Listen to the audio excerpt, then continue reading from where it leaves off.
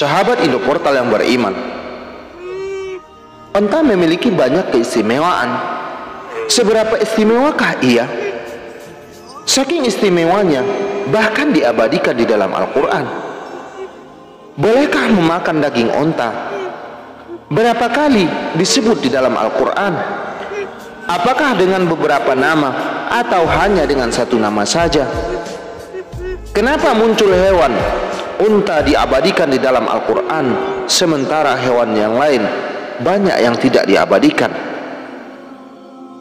Di dalam pertemuan kali ini, kita akan ulas secara detail tentang bagaimana keunikan dan keistimewaan unta secara lengkap dan detail. Unta, kapal gurun, moda transportasi padang pasir yang tangguh. Unta adalah hewan khas Arab yang bisa dijumpai di mana-mana, hampir di seluruh kawasan negara Arab. Unta namanya sangat populer di dalam kawasan bangsa Arab dengan sebutan Safinatus Sokhra, yang berarti kapal gurun pasir. Bahkan mereka sempat juga menamai sebuah kendaraan laris di bangsa Arab waktu itu mobil berjenis Toyota Corolla Gen 9 pada Agustus tahun 2001 dengan sebutan onta Arab.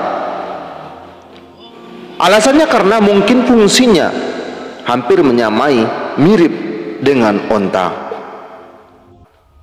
Onta memiliki insting yang sangat kuat, tahu mana yang sahabatnya dan tahu jalan kemana hendak ia tempuh. Setiap kepada sahabatnya ia tahu, kenal dan cerdas, dan sangat waspada terhadap sesuatu. Maha suci Allah Subhanahu wa ta'ala yang telah menciptakan struktur tubuh yang sangat besar dan unik, lehernya yang sangat panjang dan badannya yang tinggi, bahkan bisa hidup di kawasan yang panas, gurun Sahara. Tempatnya tempat bebatuan, di mana yang bersuhu rendah dan tinggi. Unta memiliki daya tahan tubuh tinggi dan kekuatan yang sangat mengagumkan. Kuat mendaki dan berjalan jauh, tangguh dengan kecepatan, bahkan dapat menempuh lebih kurang 65 km per jam jika ia menempuh kecepatan tinggi, dan apabila ia pelan maka bisa menempuh di kisaran 50 km per jam. Bahkan kuat untuk membawa beban berat sedikitnya di atas 200 kg.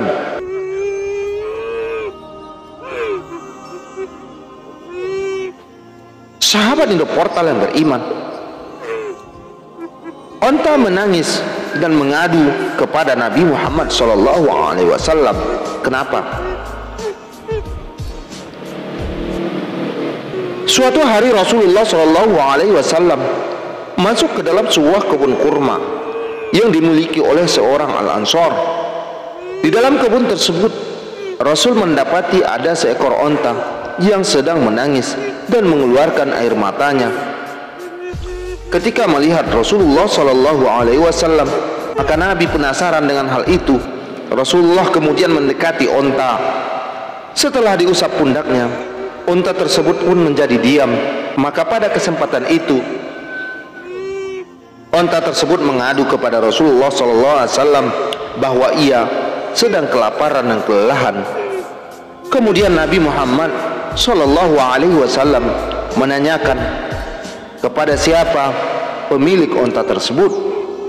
Setelah diketahui siapa yang pemilik onta tersebut, maka Nabi langsung menginstruksikan untuk segera merawat dan memeliharanya dengan baik.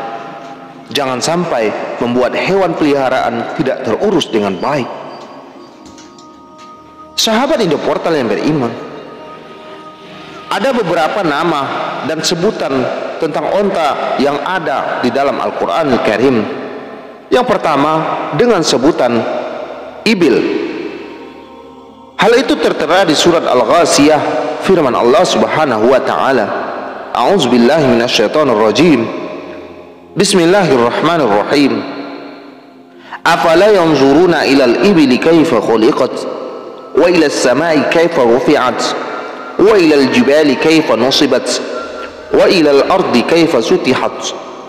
Artinya, apakah mereka tidak memperhatikan bagaimana unta diciptakan Allah Subhanahu wa taala, bagaimana langit ditinggikan dan gunung-gunung bagaimana ia ditegakkan, dan bumi bagaimana ia dihamparkan. Quran surah Al-Ghashiyah ayat 17 sampai 20.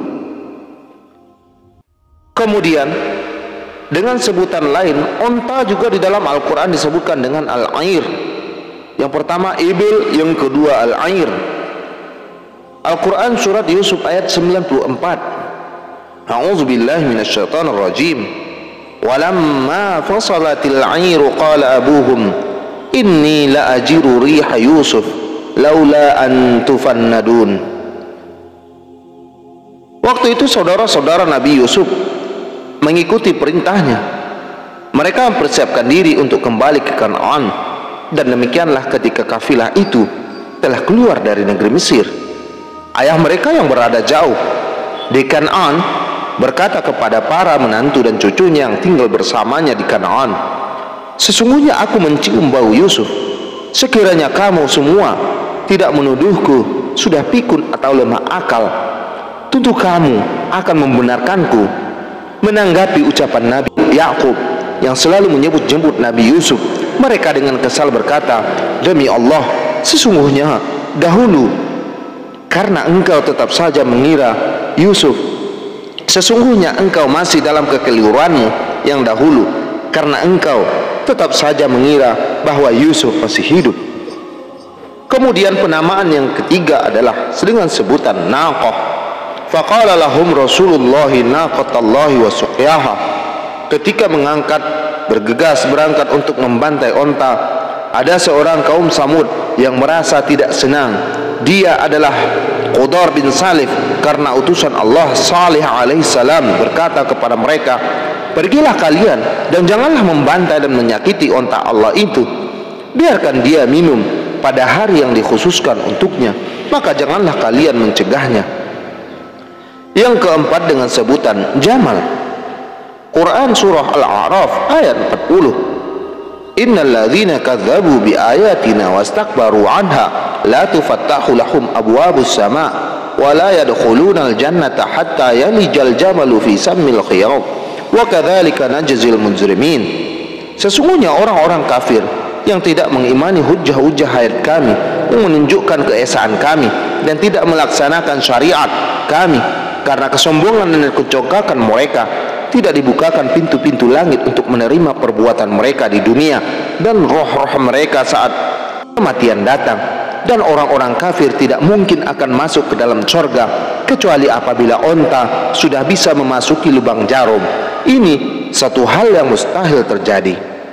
Dengan balasan seperti itu, kami akan memberikan balasan kepada orang-orang yang banyak berbuat kejahatan dan sudah kelewatan tindakan kezalimannya.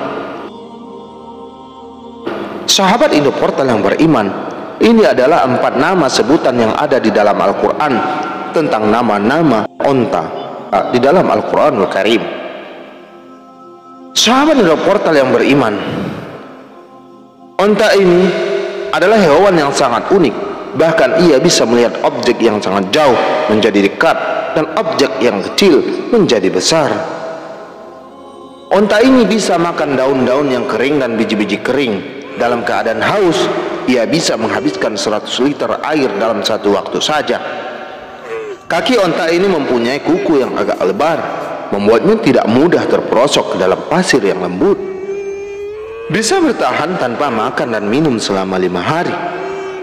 Allah Subhanahu wa ta'ala juga membuat kakinya tahan panas dan kuat sehingga mampu membawa beban berat. Keadaan kaki yang panjang juga membantu menjauhkan tubuhnya dari sengatan panas gurun pasir di siang hari. Muka onta memiliki bentuk yang unik yang membuat proteksi dari sinar matahari dan pasir dengan maksimal. Bulu mata dan kelopak matanya yang berlapis mampu melindungi matanya yang dari badai pasir. Sementara dinginnya malam dapat teratasi oleh kulitnya yang tebal dan rambutnya yang sangat lebat. Dua bibir onta yang elastis dan keras membantunya untuk menarik dan mengunyah makanan yang berduri.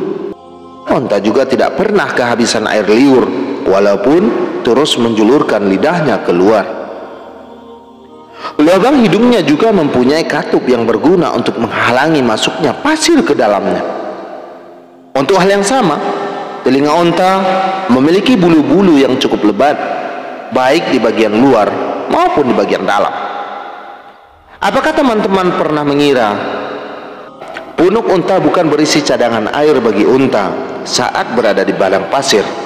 Punuk unta berisi lemak yang sangat berat, bisa mencapai lebih dari 30 kg. Nah, lemak inilah yang menjadi cadangan energi bagi unta selama berminggu-minggu, bahkan berbulan-bulan. Pada saat kelaparan, punuk ini menyusut, sedangkan mulut unta terdiri dari lapisan yang kuat, memungkinkan untuk memotong dan mengunyah semak berduri tanpa tergores sedikit pun. Tahukah sahabat bahwa susu onta juga banyak bermanfaat bagi kesehatan?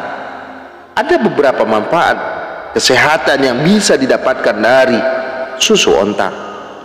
Beberapa ahli berkeyakinan bahwa susu onta menyimpan manfaat yang sangat besar daripada susu hewan-hewan yang lain.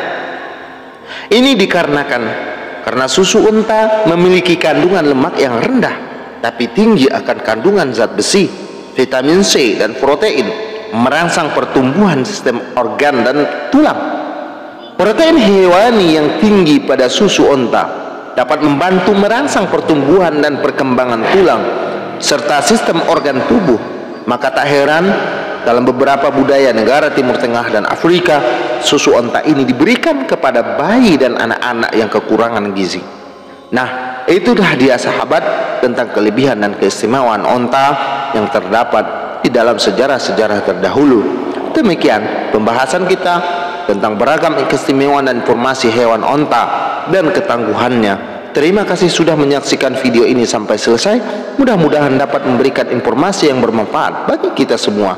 Assalamualaikum warahmatullahi wabarakatuh.